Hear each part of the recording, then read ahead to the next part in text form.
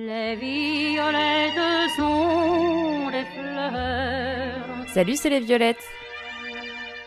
La drag queen, une hyper femme. Avec Cynthia, on s'est pris des vacances ensemble et on est parti à Barcelone. Et à Barcelone, il y a beaucoup de boîtes, mais on n'avait pas très envie d'y aller, alors on a plutôt décidé de faire une soirée drag, avec un drag show. Et on a passé une super soirée, une des meilleures soirées de notre vie, c'était génial. En plus, depuis qu'on se connaît, on s'est toujours dit qu'il fallait qu'on fasse un drag show ensemble, et là, ça y est, on l'a fait. On a trouvé ça incroyable, et on a vu plusieurs drag queens pendant notre voyage, et on s'est dit, mais ce serait un super sujet pour le podcast de la rentrée des violettes. Parce que oui, les violettes, on traite les femmes et l'histoire des femmes. Le drag queen, c'est des hommes qui se déguisent en femmes, qui se transforment en femmes, même s'ils n'en sont pas. Mais c'est aussi une part de féminité à traiter. Donc on trouvait ça intéressant de parler d'hommes qui décident, à la nuit tombée, de devenir des femmes le temps d'une soirée. Pour ceux qui connaissent pas bien les drag queens, donc comme Cynthia l'a dit, ce sont des hommes qui se griment en femmes, et en femmes avec un personnage très exagéré, avec des traits féminins très exagérés, des très grosses poitrines, des très grosses lèvres, des grosses perruques, ce genre de choses. Après, il y a plusieurs formes de drag queen, mais enfin, en général, c'est plutôt ça. Et en plus, souvent avec un spectacle donc de chant, de danse ou de playback, de lip sync, parce que c'est un spectacle, c'est de l'art. L'idée de cette émission n'est pas du tout de parler de transidentité. On fera peut-être d'ailleurs une émission sur la transidentité parce que c'est un sujet très intéressant aussi. Mais là, on parle vraiment du côté spectaculaire du transformisme. On est vraiment sur un côté plus déguisement, transformation, avec de l'habillage, plus qu'un côté du coup changement de sexe, changement de genre, avec la transidentité. Donc on reste sur le côté drag queen et transformisme. Et voilà, c'est tout ce que j'avais à dire en fait.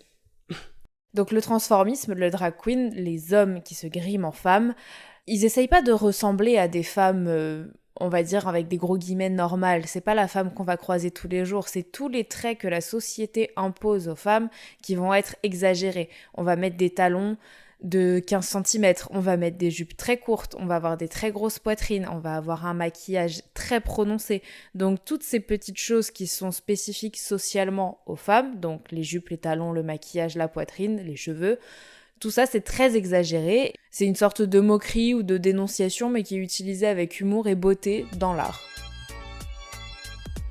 L'étymologie du terme drag est difficile à déterminer, elle remonterait au XVIIIe siècle et au terme rag qui signifie un bal masqué. Et un rag, c'était un bal masqué où on allait pour se draguer justement. Et ça viendrait possiblement de là. On a d'autres sources, on n'est pas vraiment sûr. Mais en tout cas, ce qui est sûr, c'est qu'en fait, si on se renseigne vraiment, c'est que le terme drag vient surtout du théâtre de Shakespeare, où en fait les femmes n'avaient pas le droit de jouer à la comédie et d'être comédiennes. Du coup, les rôles des femmes étaient joués par des hommes qui étaient grimés en femmes, où on appelait ça du drag. Après, on peut aussi remonter à la Grèce antique, où pareil, les femmes n'avaient pas le droit de jouer à la comédie, donc les hommes se grimaient en femmes. Donc vraiment, le côté du transformisme en spectacle vient surtout du théâtre, où les femmes n'avaient pas le droit de jouer, et du coup, on grimait des hommes en femmes. Dans l'histoire, il y a toujours eu ce truc de transformisme. Mais là, on vous a parlé de ce transformisme au niveau du théâtre, dans le spectacle, où les femmes n'avaient pas le droit de jouer à la comédie. Mais en fait, on en a ailleurs. Même dans Disney, encore, on parle de Mulan, ça a été inspiré d'une vraie histoire où il y a vraiment une femme qui allait se battre à la place de son père et qui s'est grimée en homme pour aller se battre. On a aussi l'exemple au XVIIIe siècle du chevalier d'Éon, de son vrai nom Charles de Beaumont, qui est né en 1727 pendant le règne de Louis XV. Il est recruté par le prince de Conti pour intégrer l'équipe d'espionnage du roi.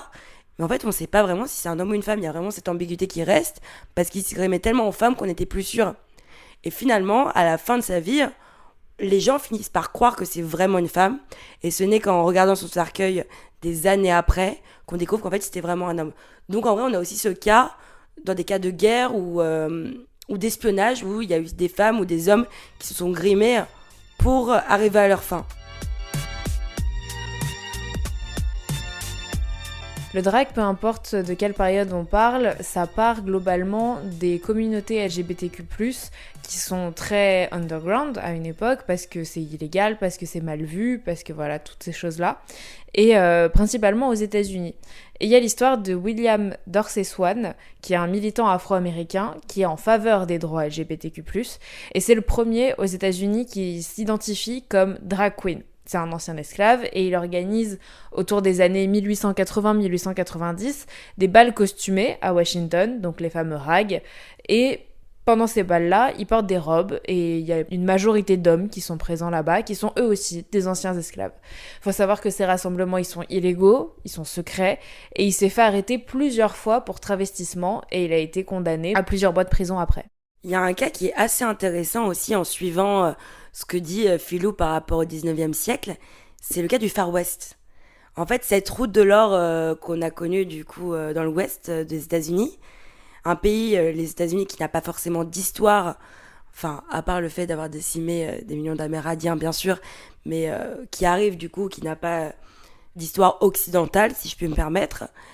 Il y a en fait ce truc déjà dans des communautés amérindiennes de non-binarité, donc c'est-à-dire qu'ils se définissent dans un genre dans lequel ils ne sont pas nés, ou qu'ils ne se définissent dans aucun genre, ou dans les deux. Donc il y a beaucoup d'Indiens et d'Indiennes qui se travestissent, dont les Berdaches.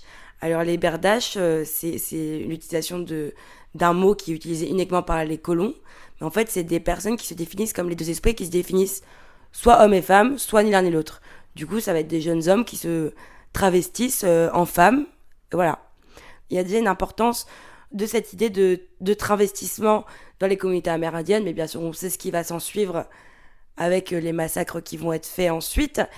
Et ce qu'il faut savoir aussi en second lieu, c'est qu'au Far West, en fait on en voit beaucoup d'hommes qui étaient condamnés en prison et tout, vu que c'est le nouveau monde, mais en fait il y a très peu de femmes. Du coup il va y avoir énormément de prostitution faite par de très jeunes hommes, par manque de femmes tout simplement. Et il va y avoir énormément de cas, du coup, de transformisme dans le Far West. Et à l'inverse, il va y avoir aussi beaucoup de cas de transformisme, à l'inverse, de femmes pour travailler dans la route de l'or, qui veulent survivre, qui vont se déguiser en hommes pour pouvoir travailler. Donc en fait, le Far West, contrairement à ce que vous pensez, était assez libre, parce que les lois anti-transformisme sont arrivées assez tard. Et en fait, jusque dans les années 20, il y avait des spectacles dans des cabarets, où il y avait des hommes travestis et même des femmes travesties en hommes. Donc Cynthia vient de parler des années 20. Les années 20, on les connaît comme les années folles. Les hommes reviennent de la Première Guerre mondiale et tout le monde fait la fête parce que on part du principe qu'il n'y aura plus d'autres énormes guerres. Finalement, si. Et ce qu'on disait sur les codes sociaux tout à l'heure de la femme en jupe et l'homme en pantalon, ça convient pas à tout le monde et les personnes à qui ça convient pas trouvent refuge dans les clubs underground où c'était plus discret et où ils pouvaient s'exprimer. Et on parle bien sûr aux États-Unis. Après ça, il y a eu les années 1960 où il y a eu le mouvement des droits civiques avec la lutte des Noirs américains pour obtenir la déségrégation et l'égalité des droits dans la loi et dans les faits. Mais plus généralement, c'est plutôt une lutte des minorités opprimées, donc il y a aussi la communauté LGBTQ+. Donc, c'est à ce moment-là, c'est la culture des drag balls, des soirées LGBT, où les drags ils pouvaient se produire dans une ambiance hyper festive et colorée. Dans les années 70, on connaît cette période hippie, on veut la paix, la fête, la libération sexuelle. Il y a toute une nouvelle mentalité en fait qui se met en place. Après un siècle rythmé par les guerres, les gens ont envie de s'amuser, et encore plus aux USA, qui ont vu revenir du front des soldats de Corée et de la guerre du Vietnam complètement déprimés et ahuris par ce qui s'est passé. En plus, en même temps, il y a la guerre froide. Donc, pendant cette décennie, la libération des corps et des esprits amène à ce que la culture drag soit plus visible dans les bars LGBTQIA+. Dans les années 70, par exemple, dans la nuit du 28 au 29 juin 69, il y a une descente de police qui amène des émeutes dans le bar le Stonewall. Donc il y a encore énormément de travail à faire à ce niveau-là. Un événement aujourd'hui considéré comme l'événement de la jeunesse LGBT.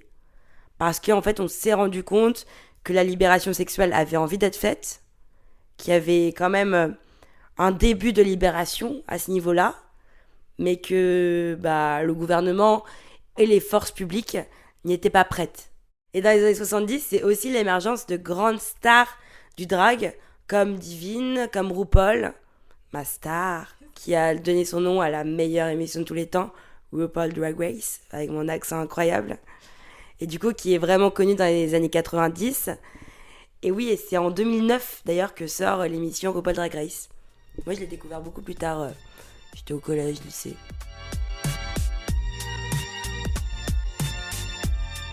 On a fait un petit saut dans le temps avec les années 60 et 70, où on a parlé de la libération des mœurs, de la libération sexuelle. Mais ce qu'il faut se dire, c'est que de l'autre côté de l'Atlantique, en France, même avant, c'est des choses qu'on commence à avoir en tête. Au XVIIIe siècle, les genres masculins et féminins sont de plus en plus séparés. Déjà au XIXe siècle, Napoléon met en place le Code civil, en 1804, qui est absolument misogyne et sexiste, voilà. Mais ce que je veux dire, c'est que, en fait, on garde ce truc de séparation homme-femme. On voit le côté homme qui se grime en femme pour jouer au théâtre devient très mal vu. Donc on décide qu'on va arrêter là. En revanche, on sexualise beaucoup le corps de la femme déguisée en homme. Parce que justement, c'est l'interdit. C'est exotique de voir une femme en pantalon. Donc c'est très sexualisé. Donc on va avoir des Sarah Bernard, de très grandes actrices comme même Colette, plein de demi-mondaines qui du coup ensuite sont devenues de grandes actrices, qui vont se grimer en homme pour jouer de jeunes garçons qui n'ont pas encore été pubères. Ce qui va énormément réutiliser le corps du jeune garçon et par la suite le corps de la femme déguisée en homme. Et d'ailleurs, à aparté, Colette a été en couple avec Missy de Morny, qui est du coup la fille du duc de Morny, qui était le frère de Napoléon III, je sais pas si vous captez.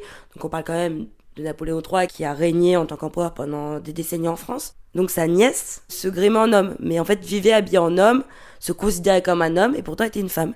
Et Colette a été en couple pendant des années avec elle. Voilà, c'était une petite aparté, c'est un exemple de Missy de Morny, très célèbre, de femme qui se travestissait en homme. Voilà, aparté. Donc là, ce dont Cynthia elle parle, c'est les drag kings, donc à l'opposé des drag queens, donc des femmes qui se déguisent en hommes et qui vont exagérer les traits masculins. Et on peut voir que cette culture du drag, donc king ou queen, ça va avoir un impact énorme dans le monde de la mode où il va y avoir des créateurs qui vont s'en inspirer. Donc les drag kings, forcément, on pense à Yves Saint Laurent, où sur les défilés, on peut voir des femmes en costume magnifique, très longiligne et très masculine, mais en même temps très féminine à la fois. Et pour le côté drag queen, il y a par exemple Jean-Paul Gaultier et Alexander McQueen. Si vous voulez vous faire une idée des collections, vraiment, Google Images, on voit très bien l'inspiration drag queen de ces deux créateurs-là.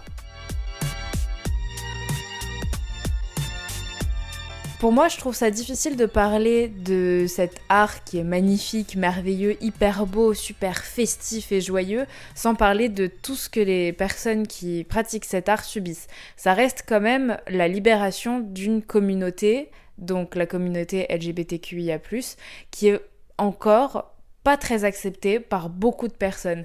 Par exemple, on voit aux États-Unis, les néofascistes et les républicains très conservateurs vont faire des mouvements contre les drag queens, alors qu'ils ne demandent qu'à exister. Et finalement, si on n'a pas envie de les voir, on les voit pas. C'est comme toute forme d'art, si on n'aime pas, ne vous l'imposez pas et regardez ailleurs.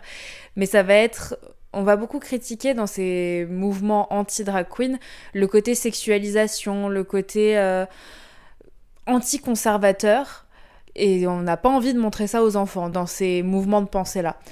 Alors que c'est quand même quelque chose de très festif, c'est des déguisements, c'est des personnes qui ont des paillettes partout, qui sont maquillées, c'est quelque chose de joyeux. Et il y a toujours cette frange qui va être très contre et qui va être violente, du coup, envers ces personnes. Et je trouve ça difficile d'en parler sans raconter les oppressions que ces personnes subissent encore et qui sont horribles à subir. Et on essaie de faire en sorte que, enfin, ils puissent vivre normalement de leur art. On voit de plus en plus aujourd'hui, avec France TV Slash et l'adaptation française de RuPaul Drag Race, une émergence des drag queens. Moi, je sais que les spectacles de drag queens, c'est peut-être, je suis pas très spectacle, mais c'est les spectacles où je ressens le plus d'émotions, en fait. C'est le truc qui me touche le plus. Alors, on va savoir pourquoi. On se rend pas compte, en fait, d'à quel point les gens voient les drag queens comme quelque chose d'érotique. En fait, ils voient vraiment ce côté ultra sexualisé, alors qu'en fait, la drag queen, c'est la personne... C'est un homme qui va célébrer la femme en dénonçant les normes sociales qu'on attribue à la femme. C'est exactement ça. C'est un homme qui va défendre ses idées et sa sexualité à lui qui est propre et en même temps, on va célébrer la femme qui est elle aussi une oppressée. En fait, c'est deux oppressés qui vont se réunir en un seul cœur pour célébrer leurs différences et se défendre. Et du coup, ça nous tenait hyper à cœur avec Philou de faire cet épisode, parce que je pense que, en fait, les drag queens rentrent complètement dans le combat du féminisme. Et voilà quoi. Voilà, cet épisode des Violettes est terminé. Si vous l'avez aimé, n'hésitez pas à nous laisser une note et un commentaire. Et pour en apprendre encore plus sur les femmes, l'histoire et les femmes dans l'histoire, rendez-vous sur notre Instagram et notre TikTok. C'est @lesviolettespodcast. À bientôt. Salut!